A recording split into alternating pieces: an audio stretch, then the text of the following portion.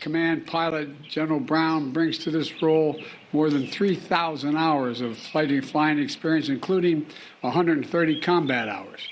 He knows what it means to be in the thick of battle and how to keep your cool when things get hard. Like when your F-16 was on fire and you returned to the base in Florida in 1991. CQ had to eject more than 300 miles an hour, landing in the Everglades. That's a lot of fun, huh? Well, I tell you what, he was back in the cockpit the next week with a new call sign, Swamp Thing. New call sign. I asked him inside the Oval what it was like, but I'll tell you about that later. General Brown is also a warfighter who's commanded in Europe, the Middle East, and the Indo-Pacific. And he has an unmatched firsthand knowledge of our operational theaters and a strategic vision to understand how they all work together to ensure the security for the American people. And while General Brown is a proud, butt-kicking American airman, first and always, he's also been an operational leader in the Joint Force. He gained respect across every service from those who have seen him in action and have come to depend on his judgment. More than that, he gained the respect of our allies and partners around the world, who regard General Brown as a trusted partner and a top-notch strategist. No matter how complicated the mission, from helping build and lead the coalition now of more than 80 nations strong to counter ISIS threats in the Middle East, to positioning our Air Force for the future in the Indo-Pacific, General Brown has built a reputation across the force as an unflappable and highly effective leader. As someone who creates an environment of teamwork, trust, and then executes with excellence. And someone who smokes a mean brisket. Understand you have that smoker still with you. You carry that around everywhere you go. What was it in your... I won't ask you.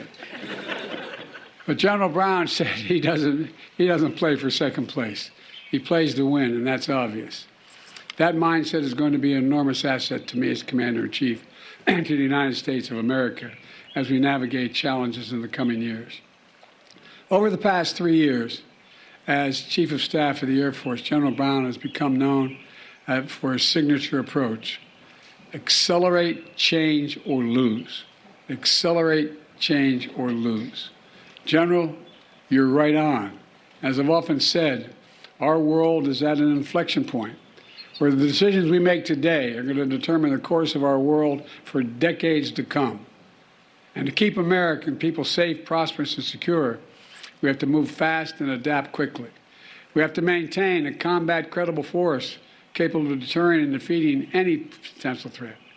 And we have to manage our competition with China and meet the reality of renewed aggression in Europe.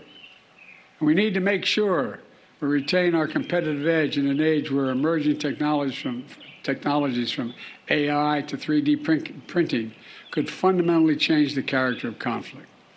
With General Brown as chairman, I know I'll be able to rely on his advice as a military strategist and as a leader of military innovation, dedicated to keeping our armed forces the best in the world, and they are the best in the history of the world, and that's a fact. I'll also be able to rely on him as a thoughtful, deliberate leader who is unafraid to speak his mind, as someone who will deliver an honest message that needs to be heard, and will always do the right thing when it's hard. That's the #1 quality a president needs in a chairman. And that's the leader that all Americans met 3 years ago when General Brown gave an unflinching video testimonial sharing his own experience of racism and his deep love of our country, to which he has dedicated his entire adult life. It took real backbone and struck a chord not only with our military members, but with Americans all across the country. CQ is a fearless leader and an unyielding patriot. And that's why 3 years ago, he was confirmed by the United States Senate 98-0. I urge the Senate to once again confirm General Brown with the same overwhelming bipartisan support from him for his new role as chairman of the Joint Chiefs of Staff. I also want to recognize CQ's family, his wife, Shireen. She is here. Would you mind standing, Shireen? I know that's embarrassing you. Thank you. and his sons, Sean and Ross. Throughout General Brown's stellar career in the Air Force, CQ and Shireen have always put family first. And they both know from their own experience growing up in military families that it's not just the person who wears the uniform who serves. The whole family serves, and the whole family sacrifices on behalf of the nation. Shireen, you and CQ are true partners in our dedication to the health and well-being of the women and men in uniform and their families. Five and Thrive, initiative that's doing important work to address the greatest issues affecting military families: child care, education, spousal employment, health care, and housing. And I know that Jill and I look forward to working even more closely with you on these issues through her Joining Forces initiative. Let me close with this. This year will mark the 75th anniversary of an integrated force and the 75th anniversary of women serving in the force and the 50th anniversary of the all-volunteer force. We're celebrating the root of our national strength, the most American of ideas, the most self-evident truth, that all women and men are created equal, and that no more powerful testament to this than the armed forces of the United States of America.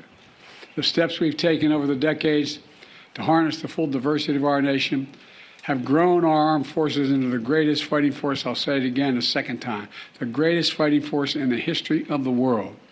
And General Brown, you've been an essential leader in making our nation and our force even stronger. You've made history, and you have even made it as a Jeopardy clue. Did you know that? He made it as a Jeopardy clue, the Daily Double, no less. Well, so thank you, General Brown and Shireen and the whole family for being willing to take on this mission. And I can thank no one better suited, think of no one better suited or more qualified to lead our force through the challenges and responsibility ahead. And I look forward to having you at my side, advising me as the next chairman and helping keep the American people safe. And thank you all, and thank all the military in the audience here. Thank you for your service, and thank your families as well. And may God protect our troops. Thank you. Thank you for watching. Go to newsnationnow.com to find News Nation on your television provider. And don't forget to click the red subscribe button below to get more of News Nation's fact-driven, unbiased coverage.